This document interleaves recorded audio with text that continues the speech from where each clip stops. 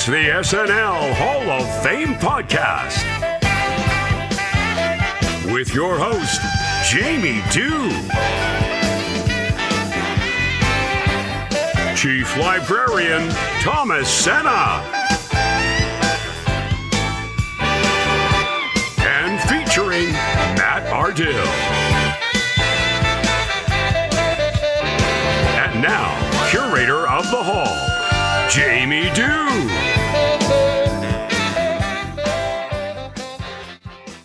Oh boy. Thank you so much, Doug DeNance.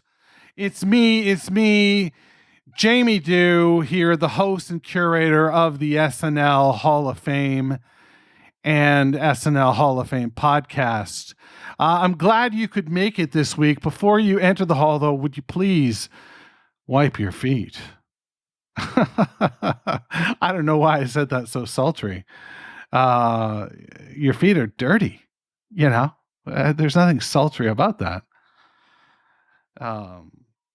So, you know, there's that. The SNL Hall of Fame podcast is a weekly affair. Each week we take a deep dive into the career of a former cast member, host, musical guest, or writer, and add them to the ballot for your consideration. Once the 30 nominees have been announced, we turn to you, the listener, to vote for the most deserving and determine who will be enshrined for perpetuity. This week we are talking Paula Pell. This is going to be an interesting one. Paula Pell, writer for the show for a number of years. Not going to be an obvious one, but when you dig deep here and listen to what our friend Matt says in his Minutia Minute and what Dave Buckman reveals in the conversation he has with Thomas Sena, then the stage starts to be set that this is a real player. And this is somebody that needs to be, you know, thought of in a transcendent sort of way, not just another cog in the wheel, but this is somebody who elevated their game and elevated the games of many others in the hallowed halls of Royal 30 Rockefeller Center. So there's that. Let's jump right into Matt's Minutia Minute so we can get to the conversation between Thomas and Dave. Hello, Matt. Hello, Jamie. What's going on this week? I am looking forward to talking about one of my favorite writers, Paula Pell. Paula Pell. Great. Okay, well, let's hear what you have to say in your Minutia Minute. Yeah, so Paula, born April 15th, 1963, her first episode was September 30th, 1995. That's season 21. So that's when Jim Brewer, Will Ferrell, Daryl Hammond. So that cast, you know, we had Chris Kattan, and Colin Quinn and Fred Wolf as the featured players. Her last show that she wrote for was May 17th, 2014, season 39. So she wrote for the show on and off for 18 years. Wow. Yeah, so she took 1 year off in there, but you know, she's created some really awesome characters. Debbie Downer, the Spartan Cheerleaders, Justin Timberlake's Dancing Omelet, that was her creation. But yeah, she's one of those powerhouse writers that that's only started to come to the public forefront with people recognizing her talent. But she was always respected in the writers' room. She was the second woman head writer after Tina Fey, one of only 5 women head writers. And when she got the call, she was actually working as a singer and dancer at Universal Studios in Orlando. So she literally hopped on a plane the next day from Universal and went to work in New York. I guess so. Holy yeah. I mean, I'd say that's a step up in the entertainment world from a singer dancer at a showcase in Florida to one of the most historic comedy stages in the world. Yeah, and I mean, and she's one of the things is she's always been super respected. Tina Fey has worked with her on multiple projects. So has Amy Poehler. Tina Fey, in her biography, talks about one of her proudest moments is when she really fought for one of Paula's sketches, classic Kotex, and how that's kind of one of her defining moments as a head writer is fighting for these other writers to have their voice and get their sketches in. But yeah, I mean, she's run Writers Guild of America for Best Comedy Series, working on 30 Rock, Primetime Creative Awards for SNL, WGA Awards for SNL. She's just been a real workhorse of a comedian.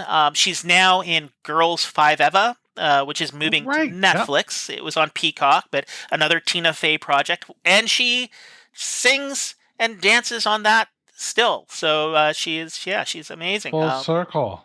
Yeah, exactly. You weave a fine tale, Matt. Well, she is an amazing, funny comedian, and I'm looking forward to hearing more about her time on SNL.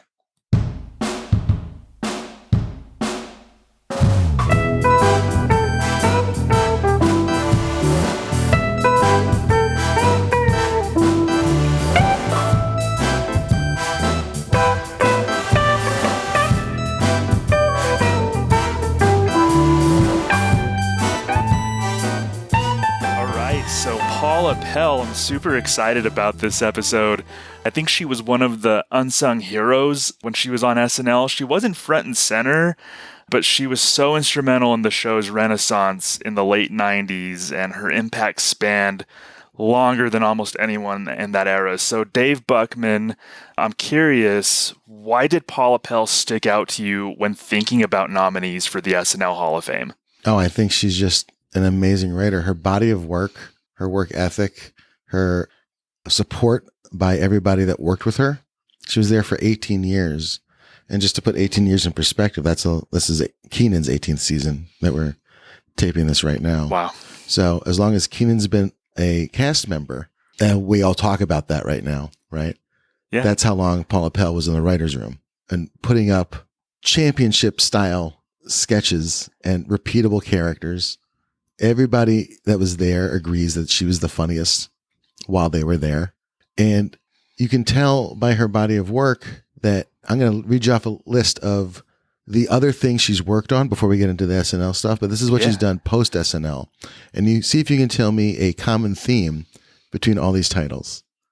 We got Girls Five Eva. We got AP Bio. We got Mapleworth Murders. We got Parks and Rec, documentary now, The Colin Quinn Show, Funny or Die Presents, 30 Rock, Inside Out, Big Mouth, Bless the Hearts, Sisters, Other People, Wine Country, Bridesmaids, Anchorman 2.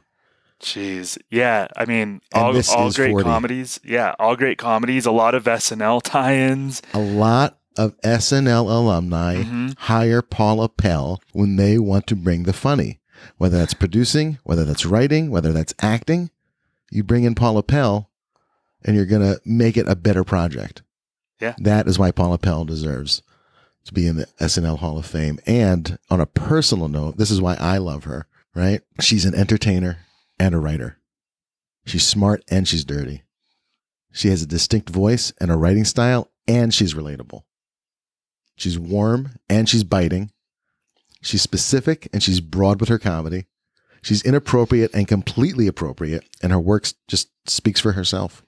Definitely. And I think it's interesting you brought up the first aspect is, being a performer and a writer. She was actually interested in being a performer on SNL, right? She thought she was going to be a writer. She thought she was going to be a performer. Right. And they brought her up because she was performing live in Orlando. She was at Disney performing at the private island at Disney. Mm-hmm. Do you, what's it called? It's like doing, Pleasure Island. And the Pleasure Island, which is not as sexy as it sounds. It's more like Branson than Vegas. And it's like this wholesome New Year's Eve every night. If you've seen The Simpsons, that's what it's like. A lot of improvisation, a lot of radio shows, a lot of singing. So she was seasoned by the time SNL was doing a cast changeover. This was the year they brought in Adam McKay. This is the year they brought in Will Ferrell. This is the year they brought in Sherry O'Terry. This was Daryl Hammond's first year.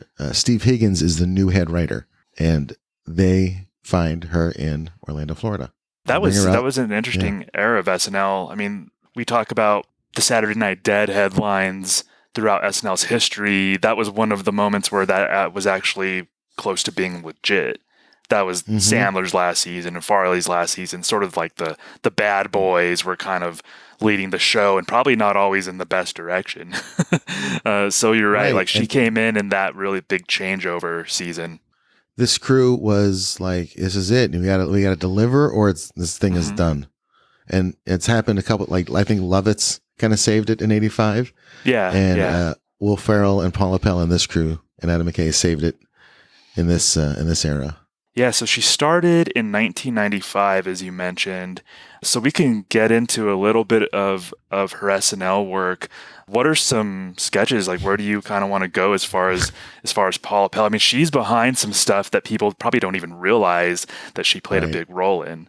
And these are the things that when you look on a montage of Saturday Night Live characters, one, if not many, are there. Mm-hmm. So let me just read you this list of memorable things she's created. Classic Kotex commercial, Tylenol BM with Alec Baldwin, the boy band 6 Degrees Celsius, Appalachian Emergency Room, Justin Timberlake's Bring It On Down to Whateverville mascot, the first Sheila Sauvage sketch, which is actually based on Paula Pell's mother. And that was Kate McKinnon. Kate McKinnon's. Yep. The Culps, which is Anna Gasteyer and Will Ferrell at the piano. Gilly, Spartan Cheerleaders, and Debbie effing Downer. That's quite the heavy hitter lineup that people didn't realize that Paula Pell was behind. So the cheerleaders, I think, were super important to SNL. As we had mentioned, that was an era of the show that really needed to hit some home runs, and they really needed to get national attention. And I think the cheerleaders were some of the first characters to really do that. I mean, Sherry O'Terry and Will Ferrell came up with these characters, but in talking about Paula Pell, I think one of her big strengths that she showed here with these characters was helping people punch up their ideas and really peppering it with a lot of color. So what did you make of the cheerleaders back then? Back then, I was happy that Saturday Night Live was going to be okay. I felt like stability, somebody you can come back and count on, like kind of the way Billy Crystal would use those characters week to week in his season, or just something that you can kind of like, or Eddie Murphy would have those recurring characters. You can kind of get a sense of like, oh, these people are working together in different combinations, twosomes, to kind of like capture America together. And Paula Pell, that sense of collaboration, that sense of down to earthness, the people that she creates are people we all know in our society. They're just, amplified a little bit, a little more cartoonish than usual, but we all know these cheerleaders. We all know a Debbie Downer. We all know a pair of the Culps. We all know a Sheila Sauvage somewhere out there. These are just heightened versions of those people. And she's so good at creating those kind of relationships and kind of fun things, the hooks, if you will, those the dance choreographies and rhymes and cheers that they would have to write each time, Oh my God, Craig! Do you realize the tryouts are in 7 hours? Yes. I can't believe we snuck into the gym to practice our cheers. Yeah. How did you learn to Jimmy a door? Where else? MacGyver. I used my retainer and a small piece of twine. Good work. You want to kick it? Let's do it. Okay. Spartan checkup! Take a chance, drop your pants, pee in the cup. Dr. Spartan's in the house and he will fix you up. Break it down now. Spartan fever. Taking off. Fever's rising. Time to cough. It's fun and engaging, and it's, it can get a little bit template-ish, but those sketches work on a level because they use patterns and they use call and response and they break up the activity with energy. And it was just fun. It was just fun. Like Dana Carvey fun. I think when people describe sketches as having a template or they know all the beats, I think sometimes they mean it in a negative way, but it's actually not. I think whether people and viewers know it or not, I think they enjoy knowing the beats Of course. of sketches. It's a meditative kind of thing. So the cheerleaders had that. We talk about Stefan, who's like one of the most loved characters in SNL history. We all knew the beats of the Stefan Weekend Update pieces.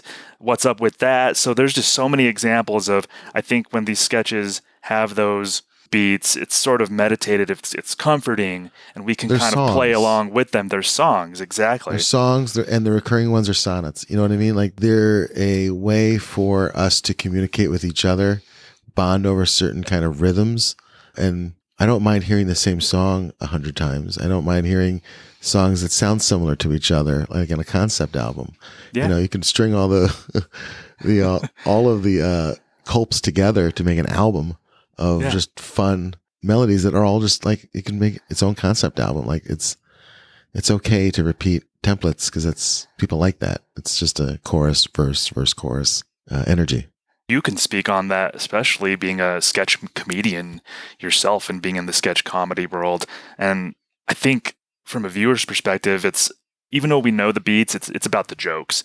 If the jokes are good, that's what matters. And Paula Pell seemed like a master of the jokes. She seemed like a master of filling in those beats and peppering things with just the perfect. She's so specific. Yeah. You know, the characters are broad, but the jokes are specific. And I think that's what makes a Paula Pell sketch as somebody who can kind of step back and see how a sketch is created or put together. It's masterful how broad these characters can go and be very specific with their choices and their references that kind of pull you in as to what kind of person they are when they're not in the sketch. I know who the cheerleaders are when they're not in the sketch. I know who Debbie Downer is and the choices that she would make when she's not in the sketch. I could go around acting like Gilly because I know how Gilly responds to everything. It's a very specific point of view that each of these characters have, and they don't deviate from it. You know, they each have their own thesis statement, and you can count on them for that behavior. That's what makes them comedic characters.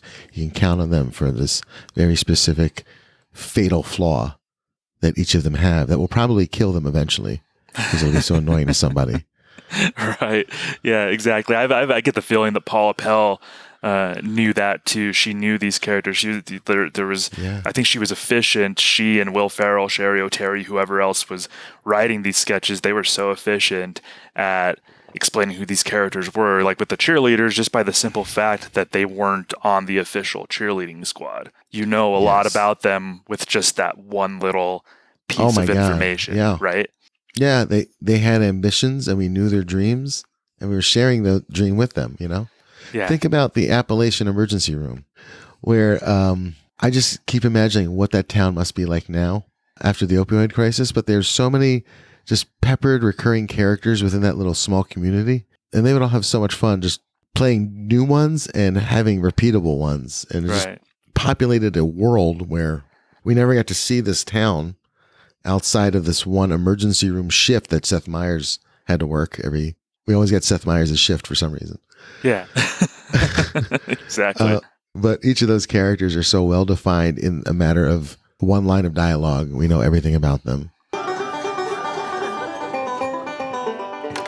Well, here's how things stacked up.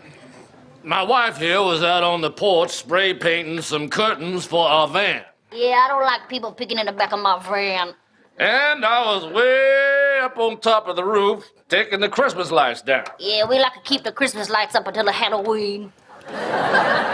So here I was directly above where she was doing a fancy project, and don't you know them paint fumes crawled right up and intoxicated me. Yeah, he was pretty intoxicated before he got up there. That's Paula Pell's genius, that she can pull you into somebody's point of view with a line of dialogue because it's so specific. Yeah, I think that's exactly right. And I think a lot of writers throughout the show's history, in many ways, you can hear their voice. We did an episode earlier this season on Jack Handy, who has a super specific voice. You know it's Jack Handy. A lot of other Michael O'Donoghue has his voice, good or bad. He has his voice. What would you say makes Paula Pell like distinct as a writer? Like, what traits of Paula Pell really stick out to you? Jack Handy and Michael O'Donoghue are not relatable. They are distinct and unique and geniuses, and sometimes evil geniuses. Dennis Miller, also very distinct, right? But also not very relatable. I have to pay attention to their point of view in order to get the joke. When Paula Pell writes in her very distinctive point of view, I know it's a Paula Pell vibe when I'm watching the sketch, and it's completely relatable humor. It's something that I've experienced also. I don't have to like get in the mind of Paula Pell to understand the joke. I have to be myself and I get the joke because these are people that I can see in my everyday life. Yeah, so we almost share a mind with Paula Pell, and that's how we understand the joke. Instead of having to get in her mind, we sort of cohabitate the same mind. She's already in our mind. She already knows how all of us work, and she knows how to exploit that part for humor. Yeah. And God bless her for doing that. Yeah, and she was so great at collaborating, too. We had mentioned collaborating with Will Ferrell and Sherry O'Terry in The Cheerleaders. The Culps, again, Will Ferrell, but on a gas dyer. So, they had these characters. Perfect for those two. It's like a perfect, like exactly how you couldn't write a better sketch for the two of them together. I don't think, for the characters to play together. College is a time in which parents have to let go, stand back, and watch the seeds they've planted blossom. So with that in mind, we'd like to share a few lessons we've learned from the University of Getting Down. Megan, honey, this is for you. Oh, crap.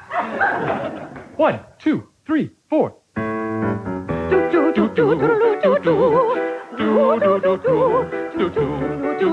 She's a very kinky girl. She's a kinky girl. The kind you don't take home to mother. No, you don't want to take her home. She will never let your spirits down. Once you get her off the street, she's a super freak. she's a super freak. Super freak. She's super freaky. So spot on their chemistry, their interaction, what is funniest about each of them in that musical world, and to be able to have them collaborate like that. It's great, and it's wonderful, and the songs are so funny, and I bet they had a hell of a fun time writing those things. Oh, yeah. But also, not only that collaboration, but think about, she's collaborating with Justin Timberlake on these Bring It On Down to Whateverville mascot songs, right? Who's hungry for a rootin' tootin' Somebody fresh? say they were hungry. We got eggs. We know how to cook them. Bring it on in, Amabel.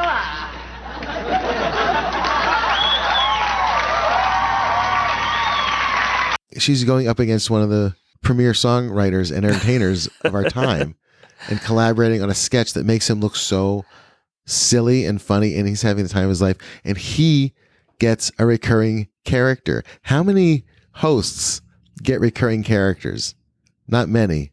Yeah. And not even many in the trust. Five Timers Club have recurring Right. characters. That's even a special thing in itself. Timberlake could do his own best of episode, and she's writing songs with him and bringing out the funny in him, which is amazing. Yeah, of course, she helped him do Omeleteville was the first one, Homelessville, Liquorville. So all these, vills, all these templates that she collaborated with Justin Timberlake on. And you're right. Like, I think Justin Timberlake probably saw a writer like Paula Pell and felt like she was in his mind, or they shared a mind too. She's such a chameleon in that way. Like, I think she could work with most people and find something. Well, here's where she got that. Here's where she got that experience. I'll tell you, when she was working at Disney, she was one of the people that would walk around in character and do full-on characters with regular everyday people. She would improvise with everybody. She would do commedia dell'arte improvisations around the streets, very physical comedy, but also interacting and doing voices and characters in those theme parks.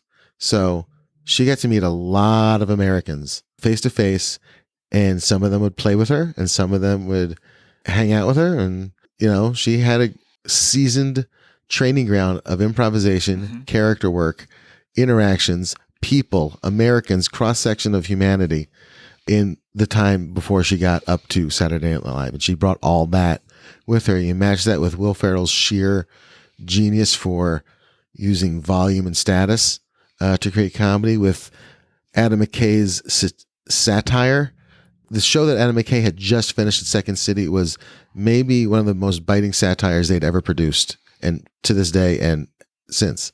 And he brings that energy to Saturday Night Live, and the three of them combined, and then literally a year later, Tina Fey shows up, and boom, the whole thing is back to respectability. Of course, we can't cancel this. This is an institution. These are stars.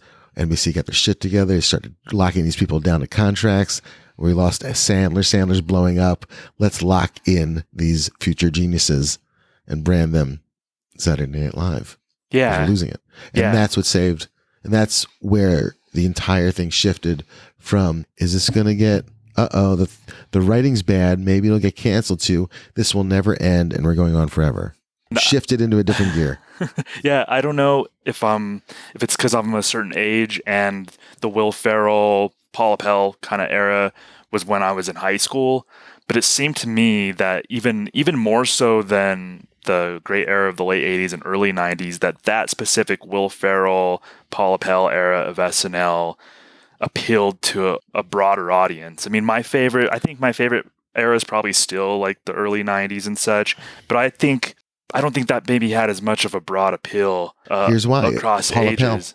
Pell. Paula Pell. Yeah, Think about what would have happened if Paula Pell and Tina Fey weren't there. If Paula Pell hadn't squeaked that door open for Tina Fey to take over, because no way Tina Fey's coming in there. I mean, she was going to take over regardless, but Paula Pell had a year or two ahead of her and kind of like got that voice in there. Because if Paula Pell was not in that original crew that came in, and it was just Will Ferrell screaming a lot and Adam McKay's anger mixing, and that's all we had, and we didn't have Paula Pell just like bringing the charm and the sweet and the funny at the same time, I don't think it would have been quite as relatable. It would have still been a boys club. And I think she kicked that door wide open for an amazing run of female focused, centered, forward comedy. Yeah, that's such a great point. We needed that other flavor. I mean, we all love Will Ferrell, but if it was just him in and of himself, Get off the shed.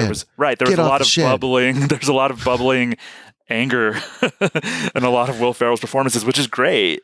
But you needed somebody like Paula Pell to really bring out the more silly, relatable side of someone like Will Ferrell. Yes.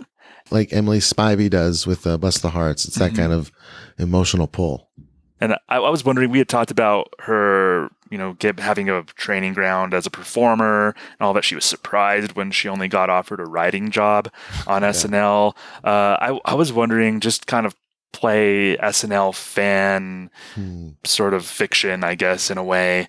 How do you think she would have done as a performer on SNL? Like, what would her role have been if she did get hired as a performer? I don't know that America was ready for her at that time. Why is that? I'm trying to think because it was such a bro-y energy in the country. Because this was pre-Lewinsky, just pre-Lewinsky. And it was just very bro-y. Farley and Sandler on top of the box office. Yeah, I wonder if she'd have been able to have broken through. I want to think that she would have, of course, because the characters that she would have come up with for herself would have been amazing. She would have been in the Culps. You know what I mean? Yeah. She would have been in that cheerleader sketch. Or maybe not, because that was Cheryl Terry's character. But she would have contributed a new era of what female sketch comedy was, because I think up until then, female sketch comedy was you needed one blonde and one brunette, maybe one minority, and they should have different color hair, and one should be pretty and one should be not as pretty. Yeah. And that was how women were viewed in sketch comedy at the time. She would have been completely different from everybody else that was writing their own sketch comedy. 100%. It would have been a completely different voice. I would have hoped that she would have. It was also a very weird, hard time to be gay in show business as well. I mean, this is also pre-Ellen, and maybe it was pre-Ellen. When did Ellen? It was around the same time. I think Ellen maybe came out on her show, I'm going to say 97-ish. Yeah, it was around that time, and that was huge. Oh, that was a huge deal. That was huge. Looking back from 2020 eyes, that would seem ridiculous that people were making such a big deal about that. But at the time, you're right. That was like 3 or 4 weeks of public talking about it on CNN, like before and after, and that was, and to have somebody who was out. I mean, of course, Terry Sweeney was out, but he only lasted 1 season, and try as unbelievably talented. I just watched that season. Unbelievably talented as Terry Sweeney was, and as hard as he was trying, he could not like break through. And he was a veteran. He had written for the show at that point. Anyway, I wonder if she would have had to suppress that side of her, or if she would have gone straight for it. I think in a way she did suppress it behind the scenes, like not too much. I don't think she felt bullied behind the scenes, like she couldn't talk about it, but she just never really lived too open until, I mean, she started in 1995, and she, as she tells it, she kind of came out officially to her coworkers in 2001 when they were writing the Homosil. Do you remember that Homosil fake ad? Yeah, that was wonderful. So that aired in February of 2001, and as she tells it, James Anderson was writing that sketch, and Paula Pell was, of course, in the writer's room helping to punch it up. And they were wondering during the writing process, some were wondering if it was okay to air that Homosil ad. And Paula finally kind of like voiced her opinion and said, well, I'm gay, and I'm telling you right now that this is the most queer-friendly thing that you will ever have on the show. This is perfectly acceptable to air. So she kind of came out to her coworkers to advocate for a sketch that she really believed in. That was 6 years of working day and night with people. Right. And I don't know that she, maybe she wasn't afraid to come out totally, but this may be something that she never really talked about to everybody. So, but as she tells it, that was, writing that Homosil ad was when she really, expressed it. And brave. Good for her. Yeah. Nice. Definitely. And it was for an ad that I remember to this day, 20 years later. That's still such great satire. Paula, if you're listening to this, thank you for doing that. For those who haven't seen it, the premise of the ad is helping parents calm their anxiety. Quote, unquote. Calm their anxiety when they're realizing that their children are gay. So there's different 7 or 8 years old. So there's 7 or 8 year olds walking around doing kind of gay stereotype-ish things, and their parents are just like, oh no, having this like look of regret, like, oh no, what's happening? And they're getting it, and they're just taking these pills to kind of like calm their nerves about what's happening. And it's very funny. Yeah, the button on that sketch was because it's your problem, not theirs. Yeah. Yes. So that was like, there's nothing wrong with your kid being gay. It's your problem. Here's a product to help you out for this. That's why Paula Pell was advocating for that so much and called it queer friendly. Drop the fucking mic. Exactly. Yeah, exactly. So I would have loved to see Paula Pell's voice as a performer on SNL and have somebody who's gay, other than Terry Sweeney before that, and I think Denitra Vance. Paula Do we get Pell. a Chris Kelly without Paula Pell? Yeah, right. Wow. So I was thinking about Paula Pell too, in terms of how she was able to collaborate with so many different eras of the show. I mean, there was she was a writer on the show 95 to 2013, so she worked well with, we already mentioned Will Ferrell, Sherry O'Terry, Yana Gasteyer, host Justin Timberlake, but Kristen Wiig was, I think, one of the important collaborations that Paula Pell had. Yeah, they did Gilly together. Yeah, that was Kristen Wiig's kind of idea. I think she was just talking to Paula Pell and said, I want to do this character who has just like a weird dance. And then Paula Pell just sort of started riffing on that. It was just one kernel of an idea for a character.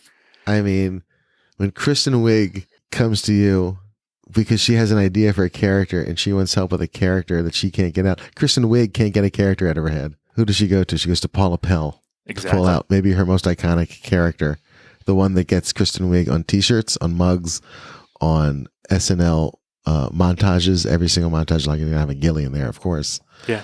So that's a Hall of Famer sketch for Kristen Wiig, completely given birth to by Paula Pell. Yeah, it really is. Yeah, Kristen Wiig, like I said, had that kernel. Paula Pell helped her flesh it out to like, what if we made Gilly to be this demon child? Gilly. Gilly. Gilly. Did you throw that milk carton? Sorry. Her name is Gilly and she's at it again, causing lots of ruckus like a barnyard hen. She's always bringing trouble, her hair is like a bubble. Knock, knock, who's there is Gilly? Sorry. That was a lot of Paula Pell's doing, and a lot of people don't realize that. And I think we're getting better about that as far as knowing which writers had a hand in what and giving writers credit for sketches. Yeah. But especially in 95, it got better by the time Paula left in 2013, but throughout her tenure, we didn't always have that information as fans. A lot of times you just thought that, a lot of times you just thought either the head writer helped out or the performers wrote entirely. We didn't have access to the amount of information that we have about Saturday Night Live until the mid 2000s, I think. Like, it was dark. I mean, you had to like research, you had to like go to encyclopedias, you had to buy every book that had the word Saturday Night Live on it to find out more about behind this. Like, I had so many Saturday Night Live behind the scenes, but I had every single one you could possibly find, and I read them all before the internet. And now we get to kind of I know more about how to put on that kind of show than I ever did into the first 25 years of watching it. I was telling our guest for the Jack Handy episode, Andrew Clark, that we had such little information in the 90s that when I was a kid, I used to think that Jack Handy was a pen name for like Al Franken. Right. Like, I didn't think that Jack Handy was a real person. Of course, we would have known in a split second nowadays that yes, Jack Handy's a real person. But back then, you can still think something like that because you didn't have adequate information. So I think it's nice to see that Paula, when she started, it was still kind of in the dark ages, but by the time she finished, she was getting a little more recognition for what she had a hand in. And you could see that as well in, I don't know if you've seen this, the James Franco behind the scenes documentary about SNL. I don't know. How do I find that? I think it's somewhere on YouTube. I think you could find it in the shadows of YouTube somewhere. I've watched it a handful of times. If it's still That's on as good there. of a plug it's going to get. Yeah, exactly. I've watched it a handful of times. I'd like to see it. I haven't seen it. It's I want good. to see it. No, it's really good. Okay. And there's a funny moment in that documentary where Paula Pell's sitting at her desk and she's trying to find the right fart for a sketch. So she's like playing different farts, and Paula Pell's looking at the camera and looking whoever's in the room is like, oh, what about this one? I don't know. And she said, does this one overstay its welcome? And she's just kind of making comments on all these different fart sounds for this Kristen Wiig sketch that she's helping to write. And it was just such a great peek into Paula Pell's just sort of demeanor while she's writing. And I think, the internet, things like that SNL documentary by James Franco kind of helped push the writers, I think, a little more into that forefront. But I mean, watching that documentary is so rewarding, even just for that Paula Pell moment alone. It's so good. I'll look it up now. She also collaborated, I don't know if you remember the Susie Orman sketches. Oh, yeah, with Kristen Wiig. Yeah, she was a collaborator on those as well. And you had brought up a great point about Paula being relatable and it seemed like she had an insight into a lot of people. And she added the details about Susie Orman, that for some reason Susie Orman was into Southwestern decor.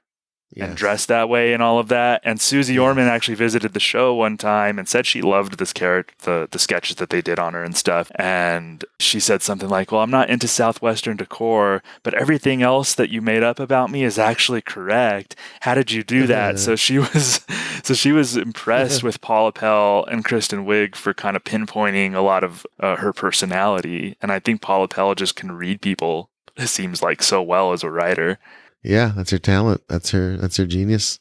Yeah, so is there anything else as far as her SNL career and about her that you think we should touch on? Here's some quotes from people that worked with her. This is from Maya Rudolph. She's been the funniest person we've all known the entire time we worked at Saturday Night Live. All of us. This is an Amy Poehler quote. Paula would be in a room with the funniest people, SNL, cast writers, Alec Baldwin, whatever, name the host, and Paula's the funniest. She's a killer. She's a king. She's a queen king. Those are people who were around her every single day on the show. And those are some, maybe those are, I'm going to say that those are the two funniest women that have ever been on Saturday Night Live, I think. Poehler and Maya. And they're saying that Paula's the funniest. Yeah. So I got to bow down. I'm going to bend the knee right here, right now. I'm going to bend the knee to Paula Pell.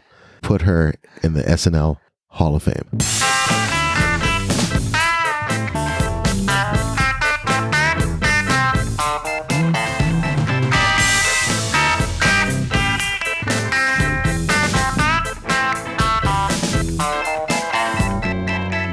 Oh boy, that is great. We should end every episode with an Amy Poehler quote. That was right on target, you know? Really cementing the idea that Paula Pell not only should be nominated here for the SNL Hall of Fame, but should be strongly considered. You've only got 20 votes. It's going to be tough. But Paula Pell, when you think of all those characters that she's behind and all the laughs you've probably had at her writing, unbeknownst to you, it really jumps out at me. Now we're going to play the sketch now that Dave and Thomas talked about in the episode, in their conversation that they had. And it's the Paula Pell sketch called Homicile. This was interesting because, and ultimately the reason this sketch was chosen was because Paula is gay and advocated for moving forward with the Homicile sketch because she said it was maybe the most queer-friendly thing that had been on the show at the time. Saturday Night Live has always been known as, you know, sort of bro culture and very bro-y. And the story that was told in the episode of her, you know, coming out to make the point about this particular sketch shows, you know, that she has conviction and she believes in it. And ultimately what she was feeling was the right thing. So there's that. Let's give it a listen now. This is Homicile. Do you suffer from inexplicable anxiety? Are you confused and upset? Do you have an overwhelming feeling that you've done something wrong? Hi, Dad. This is called a double Susie. You can't control whether he is or isn't, but you can control how it affects you. Homicile can provide relief from parental anxiety disorder. Homicile can help.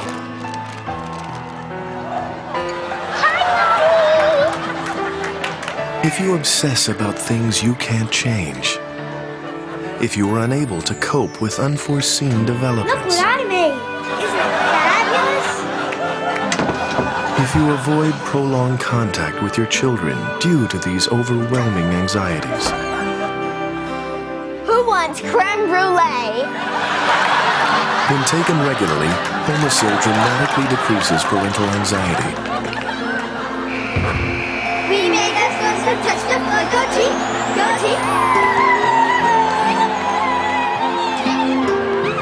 Homicile. Until you come around. Because it's your problem, not theirs. Oh boy, that is fantastic. That is a work of art. As a parent of two children, parental anxiety disorder, really rings a bell. Doesn't ring a bell in this particular stratosphere, though. I'm cool. I'm cool with whatever. That's what we've got for you this week on the SNL Hall of Fame podcast. I hope you enjoyed yourself. I hope you learned a lot from Dave Buckman, our special guest this week. And as always, our friend Matt Ardill with Matt's Minutia Minute, and Thomas Sena, our chief librarian and head converser. He gets into those conversations. That's what I'm looking for. He gets into conversations. Golly gee. Yeah, I don't know if anybody even listens to this part. So if you do, that's great. Rate and review the podcast. That would be really awesome. We would love to get some 5-star reviews and ratings. You can do that anywhere you click one of our links, one of our kite links. So there's that. And that's what I got for you this week. So if you're wandering down the hallway past the Weekend Update exhibit, ready to make a left-hand turn at the llama and turn out the lights on your way past, because the SNL Hall of Fame is now closed. Thanks for listening to the SNL Hall of Fame podcast. Make sure to rate, review, share, and subscribe to the show wherever you get your podcasts. Follow us on social media at SNL HOF. This is Doug Denant saying, see you next week.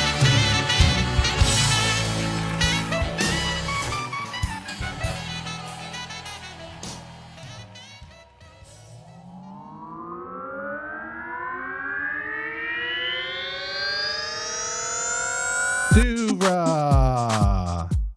podcasts and such.